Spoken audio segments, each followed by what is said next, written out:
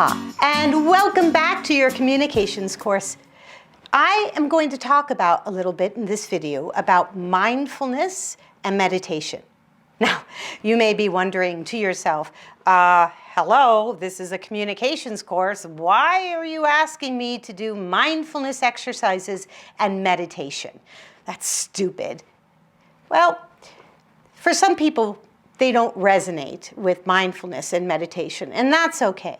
But one of the things I do in this course is I give you a different mindfulness or meditation exercise to complete each week. And there's a reason for this. It's not just because I have a certification in advanced meditation, which I do, but it's because it will change your life, especially as a communicator.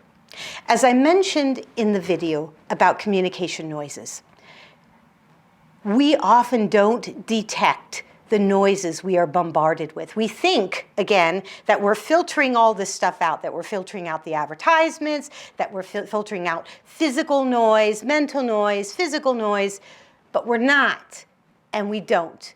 It's with us all the time. We may not notice them all, because I think we'd go crazy if we did. And we also don't notice the 6,000 to 8,000 thoughts that go through our brain daily. And most of those thoughts are negative. That's right, they are. They're negative because we are wired for what's called the negative bias. And I'll be talking about that a little bit more specifically in a separate video. If we're to become good communicators, we've got to know ourselves well. And we have to know how we think, why we think the way we think, how we communicate, why we make the choice to communicate that way. We need to understand our biases, and that we do have biases. We need to understand our perspectives and why they exist. And we need to have some manner of control. Most of us don't have control. We allow our thoughts, our bodies, to impact how we react in any given situation, including communication. We just go with it. Somebody pisses us off, we just, bam, we're there, right? We don't think about how we're reacting or why we're reacting, because most of the time, we really can't. We are flooded with all these hormones and all these things going on that it makes it really difficult for us to stop, think, and then send a message back. Mindfulness and meditation teaches us how to do this. It teaches us how to have control over our thoughts, how to have control over our emotions, how to have control, in some ways, over our environments. Now, you might be saying, control is an illusion. Yeah, control is a bit of an illusion, but we can do better. We can practice, we can know how our processes work, thereby giving us more control over how we react. So when we're doing the mindfulness and the meditation exercises, even if you fail, which by the way, you will, I still fail. I fail all the time with my meditation. But it's not about a success versus a failure. It's about process. Communication is about process. Living life is about process. And mindfulness and meditation is process and practice. That's all it is. There is no right way to win this. There is no right way to do it. If you sit in meditation and you notice that your thoughts get the best of you all the time, that's a success. Because you're noticing something. You're noticing how you think and how you function. If you find in one meditation that you're able to focus very specifically on a mantra, a thought, or your breath, or maybe a candle, if you're doing a meditation with your eyes open, right?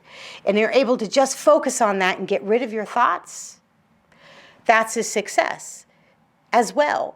But it's not any more of a success than the meditation that you had in which your thoughts kind of controlled the whole entire process.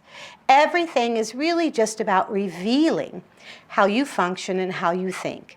And if after this class you decide to continue your meditation and mindfulness exercises on your own, you'll find you'll get better at it.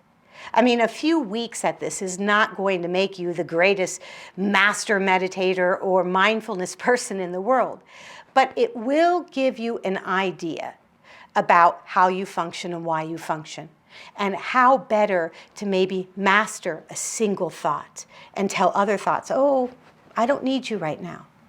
And that's the last little bit about this video, is I just want to tell you one way that you can deal with your thoughts if you feel like you have too many thoughts coming in during the process of meditation and mindfulness. One of the things I do is I take that thought that I don't want at that moment and I put it on a physical cloud in my imagination, and then I imagine myself going "Phew," to the cloud and letting that thought go away. Another way that you can handle thoughts is you could say, oh yes, I do remember I need to go to the market to go get some tomatoes, but I am telling myself that I will remember that after my meditation, and so now I can let it go. It's important for you to realize that your thoughts or concerns or your to-do list will still be there after your meditation. And if it's at all helpful, before you meditate, maybe you sit for a few minutes in quiet and then just have all the thoughts that are going to come in, grab a pad of paper and just write down all those to-dos, and then take that pad of paper and put it away, and then commence your real meditation or mindfulness exercise.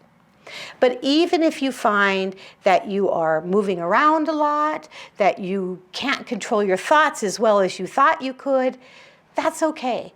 That's a success. That means you're starting to know yourself and how you function better. And that will give you control and, in the long run, give you choices about how you communicate with others and yourself.